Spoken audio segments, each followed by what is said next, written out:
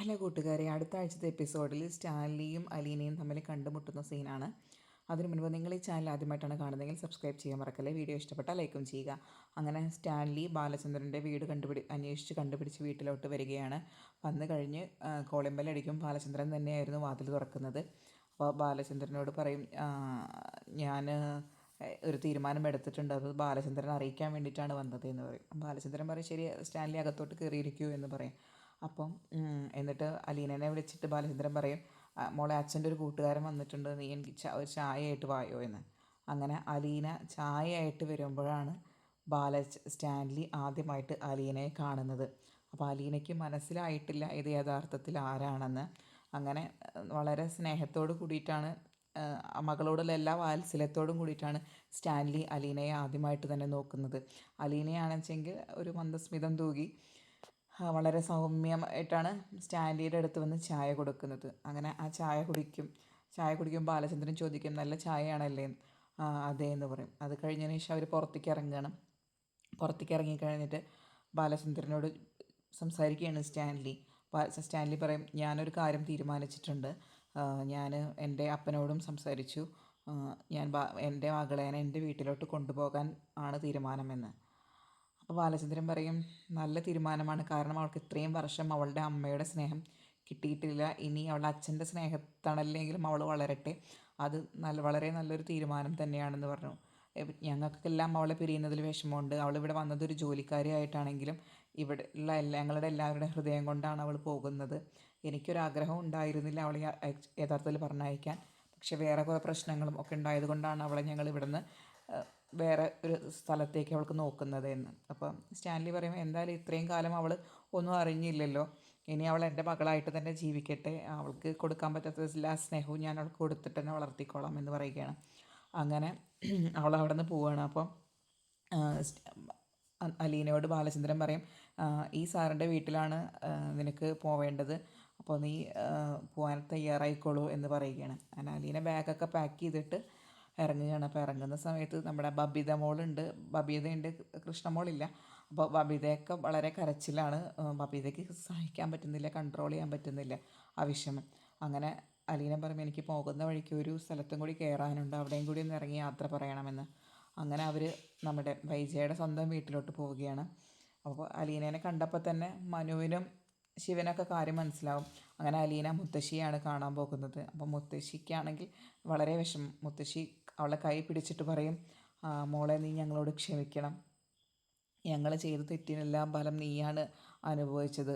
അറിഞ്ഞോ അറിയാതെയോ ഞങ്ങൾ എന്തെങ്കിലും തെറ്റ് ചെയ്തിട്ടുണ്ടെങ്കിൽ കുഞ്ഞെ നീ ഞങ്ങളോട് ക്ഷമിക്കണേ എന്ന് പറഞ്ഞ് മുത്തശ്ശി അവളെ കൈ പിടിച്ച് കരയുകയാണ്. അപ്പോൾ അവൾ മുത്തശ്ശി ആശ്വസിപ്പിക്കുകയാണ്, വിഷമിക്കേണ്ട മുത്തശ്ശി, അതൊന്നും കുഴപ്പമില്ല, എനിക്ക് ആരോടും ദേഷ്യമൊന്നുമില്ല, എല്ലാവരോടും സ്നേഹമുള്ളൂ, ഞാൻ ഇടയ്ക്ക് എല്ലാവരെയും കാണാൻ വേണ്ടി തിരിച്ചു വരാം എന്നൊക്കെ പറയുകയാണ്. അത് കഴിഞ്ഞതിന് ശേഷം പിന്നെ അവൾ മനുവിൻ്റെ അടുത്താണ് യാത്ര പറയാൻ വരുന്നത്. മനുവിനാണെങ്കിൽ ഒരക്ഷരം മിണ്ടാൻ പറ്റുന്നില്ല. മനു അവളോട് മുൻപേ ചോദിച്ചിട്ടുണ്ട്, നീ എന്നെ പാതി വഴിയിൽ ഉപേക്ഷിച്ചിട്ട് പോവുകയാണല്ലേ? അപ്പോൾ അവൾ അന്ന് കൊടുത്തൊരു വാക്കുണ്ട്, ഞാൻ പാതി വഴിയിൽ ഉപേക്ഷിച്ചിട്ടല്ല പോകുന്നത്, ഞാൻ ഇവിടുന്ന് പോകുന്നു എന്നേ ഉള്ളൂ, എൻ്റെ മനസ്സ് മനുവേട്ടൻ്റെ കൂടെ തന്നെയാണ് എന്ന് പറയുകയാണ് അവർ.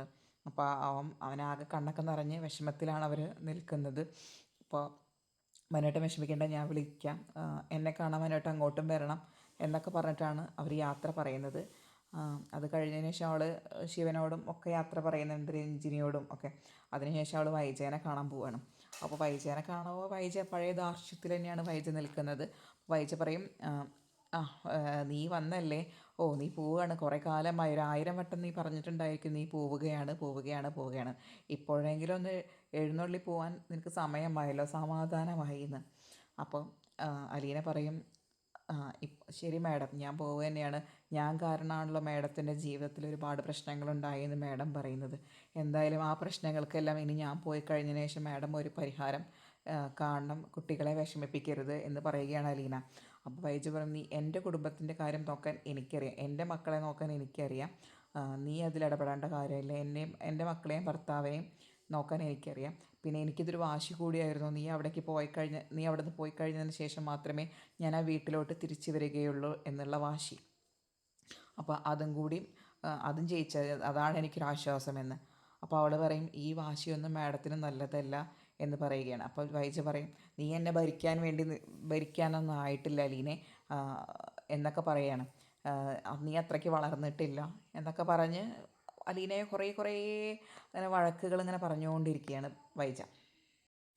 പിന്നെ അലീനയെ പുച്ഛിക്കുകയാണ് വൈജ. ഏതോ ഒരു അമ്മ വഴിയരികിൽ പ്രസവിച്ചിട്ട് ഉപേക്ഷിച്ച് പോയതാണ് നിന്നെ. നീയാണ് കുഞ്ഞിരാമമേനോൻ്റെ മകളായ വൈജയന്തിയെ ഭരിക്കാൻ വേണ്ടി വരുന്നത് എന്നൊക്കെ പറയുകയാണ്. അപ്പോൾ അലീന ഒറ്റ ചോദ്യമേ ചോദിക്കുകയുള്ളൂ, നിങ്ങൾ ഇങ്ങനെയൊക്കെ പറയുന്നുണ്ടല്ലോ നിങ്ങളുടെ പാരമ്പര്യത്തെക്കുറിച്ചിട്ടും കുടുംബമഹത്വത്തെക്കുറിച്ചിട്ടുമൊക്കെ. പക്ഷെ ഒരു ചോദ്യം ഞാൻ തിരിച്ചു ചോദിക്കട്ടെ, 22 വർഷങ്ങൾക്ക് മുൻപ് നിങ്ങൾ എങ്ങനെയായിരുന്നു ജീവിച്ചിരുന്നത്? നിങ്ങൾ തോന്നിയതുപോലെയല്ലേ ജീവിച്ചിരുന്നത്?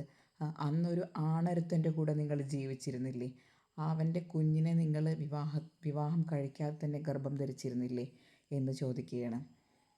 അത് കേട്ടപ്പോൾ നമ്മളെ വൈജയ്ക്ക് ഭൂമി പിളർന്ന് അതിലോട്ട് ഇറങ്ങിപ്പോയാൽ മതി എന്നുള്ള അവസ്ഥയിലായി. കാരണം അത്രയും കാലം താൻ മൂടി വച്ചിരുന്ന വലിയൊരു രഹസ്യമാണ് തൻ്റെ വീട്ടിലെ വെറും ഒരു ജോലിക്കാരി പറയുന്നത്.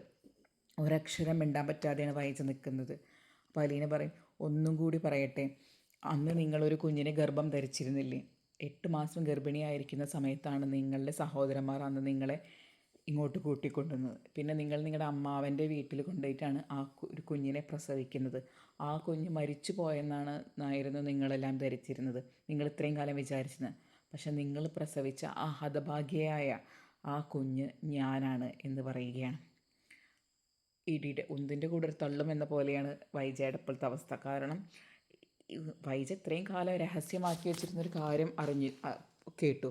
അതിന് പുറമെ ഈ പറയുന്നത് താൻ ഇത്രയും കാലം വെറുത്ത, ഇത്രയും കാലം ദ്രോഹിച്ച, ഇത്രയും കാലം തള്ളിപ്പറഞ്ഞ തൻ്റെ വീട്ടിലെ ജോലിക്കാരിയാണ് തൻ്റെ യഥാർത്ഥ മകളാണെന്നറിയുന്ന ആ ഒരു നിമിഷം വൈജയ്ക്ക് മരിച്ചാൽ മതി എന്നുള്ള ഒരവസ്ഥയിലാണ് വൈജ നിൽക്കുന്നത്. വൈജയ്ക്ക് ഒന്നും മിണ്ടാൻ പറ്റുന്നില്ല. വൈജ ആകെ തകർന്നു തരിപ്പണമായി, പൂജ്യമായി, ശൂന്യമായി ആ അവസ്ഥയിലാണ് നിൽക്കുന്നത്. എന്നിട്ട് അലീന പറയും, ഞാൻ ഇനി നിങ്ങളുടെ ജീവിതത്തിലേക്ക് ഇടപെടാനൊന്നും വരുന്നില്ല, ഞാൻ പോവുകയാണ്, ഞാൻ യാത്ര പറയാൻ വന്നിരിക്കുകയാണെന്ന് പറഞ്ഞ് വൈജയോട് യാത്ര പറഞ്ഞ് അലീന അവിടെ നിന്ന് ഇറങ്ങുകയാണ്.